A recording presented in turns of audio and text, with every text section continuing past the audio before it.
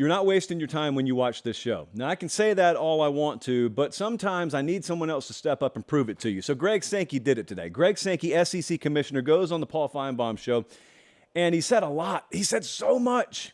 So credit to them for getting it out of him. And, as Meemaw once told me, don't tell me you told me so. Show me you told me so. Well, Meemaw, we did it. Or Greg Sankey did it for us. So remember last week, remember when everyone was focused on all of the ripples and waves of conference realignment, and I came on the show and I said something that I don't think anyone else was saying, and I said, hey, forget about conference realignment. Yeah, it's happening, but we can't stop it. But that's not the big news.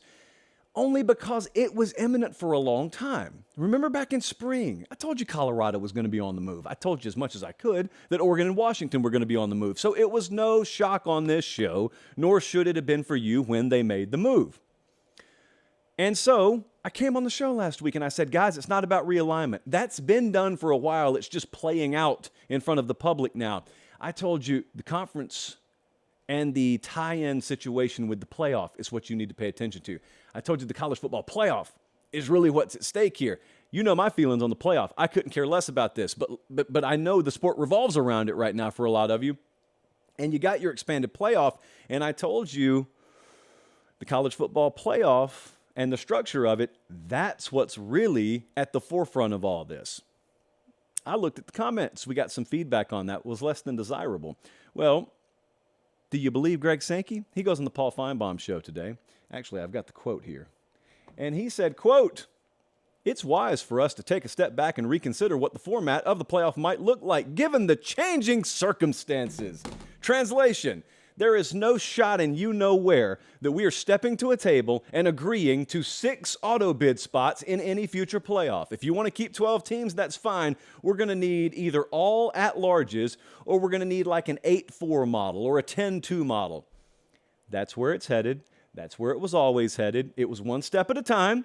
Had to get the expanded playoff first and agree to this ratchety half-and-half system, which was never going to stand because they all knew conference realignment was going to blow that entire process up. Conference realignment has come. It has blown the entire concept of having 6 auto bid spots for conference champs up. And if you're new to this, all that means is there are 12 playoff spots in 2024 and 25. Those are the 2 years on this current deal. There are going to be 12 playoff spots. 6 of them are reserved for the highest ranked conference champs. The other 6 are just whoever's rated the highest gets in.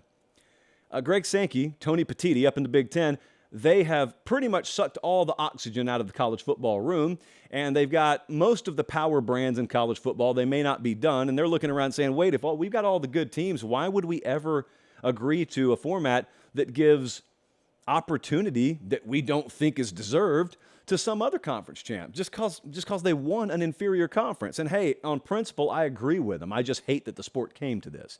So that's the first thing Greg Sankey said today. Check mark, number 1.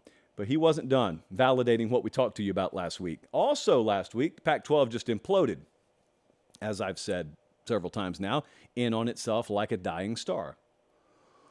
And as the Pac-12 was imploding, nobody really liked it, did they? At least as far as I could tell, no one really liked it. Now remember, at the time, everyone was kind of downtrodden. I say everyone. A vast majority of people I heard from, college football fans, did not like what happened last week. Well, I actually tried to be the ray of sunshine for you. We did the old fireside chat the other night to rave reviews, so we will bring it back. Not today because the studio is already hot enough, but we will bring it back. But I told you guys and girls, I told you that people heard you. I told you folks heard you complaining. I told you the powers that be, those string pullers behind the scenes, some of them visible, some of them totally anonymous, realized, whoa, we may have kicked over a much bigger anthill than we thought here. They're always used to a little criticism. Okay, when they re-engineer the sport to small degrees incrementally to ultimately fit their college worldview, they're used to you chirping a little bit. But that's all it is. It's a little chirping. They know you're still going to show up. They know you're still going to buy the merch. They know you're still going to watch the game, subscribe to the packages, etc. They have never heard you collectively as pissed off as you were last week, and it was pretty much nationwide. Like, no one liked it. these people got rattled behind the scenes. I know, I talked to some of them. They got rattled. But what helped was Greg Sankey today on the Paul Feinbaum show flat out saying, yes, we've had our part in conference realignment in the SEC, and I will take the fault for that if there's fault to be had. But he said, paraphrasing, it felt different last week. Really? Did it feel different? Yeah, I bet it did feel different last week. You know what folks need, don't you? The most greedy folks in the world need what they are acquiring to maintain its value. Otherwise, it's just greed for greed's sake. And if you are a rights holder, if you're a stakeholder, if you're a commissioner, if you're a television executive, notice I'm not talking about fans and players. We really play no part in this. But if you are one of those entities, you better make sure that product maintains its value. It'd be short-sighted to think folks would never walk away from this sport. Now, I'm not walking away because I think we're a long, long way from the sport going over the cliff, but that's just the thing.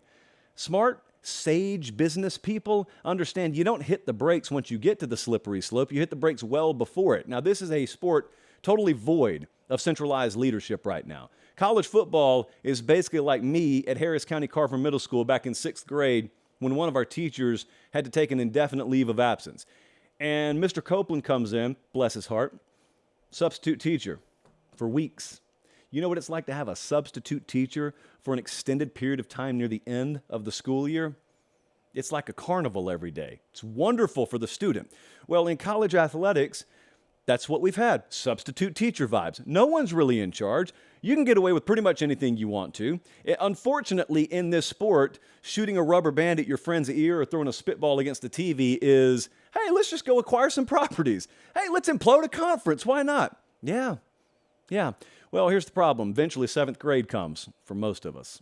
Lost some good men along the way in that 6th grade class. But 7th grade ultimately comes, and in college football, ultimately, you got to make sure that those properties you're acquiring and the overall property itself that you're enriching yourself off of maintains its value. And if people walk away, it doesn't maintain its value. It doesn't succumb to it overnight, but eventually it does. They realized it last week. I told you, a lot of these folks are average people. Now, Sankey's not an average person. He also puts his face behind his comments, notice. But there are a lot of average people that are benefiting from this system right now. And those average people scare easily. And I got scared last week. Greg Sankey is speaking what hundreds and hundreds of them are feeling behind the scenes. So you may not think you were heard last week. I told you you were heard. He's confirming you were heard. And that's one publicly saying what a lot of them have said privately. Again, I have spoken to them off the record. They know it. They know it. So if you want to sleep a little easier tonight, at least know that you were heard.